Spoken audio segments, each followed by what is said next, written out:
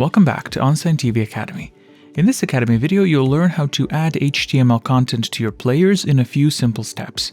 We'll also cover a really important tip about structuring HTML assets to avoid cluttering up your player.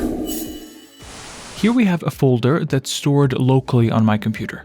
So here's the HTML file and all the other files that this HTML file uses. When I open it in a browser, you can see that this is wayfinding content that's interactive. So as a user, I can click through different floors and just overall interact with various elements. Now I want to add this to my OnSign TV platform. The first step is to upload it to the account. For this, I'll compress all these files here into a single zip file. Then I will upload this zip file to my OnSign TV account. As you can see, the platform automatically decompresses and loads all these files that were inside the zip file into a separate folder. So everything is inside here. I have my components and the HTML file. Now we need to publish this to the player. There are two main ways to do this. The first is to simply right-click the HTML file and hit publish. The second way is to include this in a campaign. So let's create a new campaign first. After we give it a name and all these base settings, we'll drag the HTML file from our content structure into one of these timelines. Of course, we can adjust its length and other settings like with other content elements. You can even, of course, change the layout or include other visuals like, let's say, a weather app. Now, if I hit preview here, you can see how it's going to look.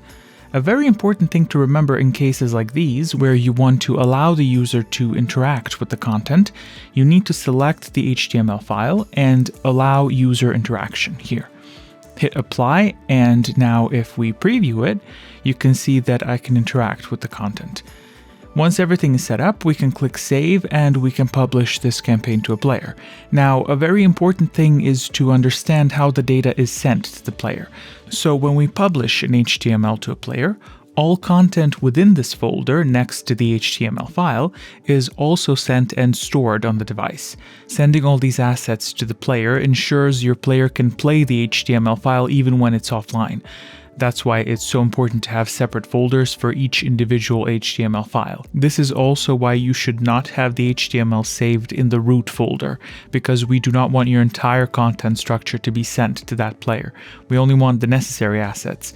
That's why it's important to upload everything in a zip file and to have everything neatly bundled and sectioned into separate folders. And that's everything you need to know when it comes to adding HTML files to your OnSign TV player. That's it for this Academy video, and I'll see you in the next one.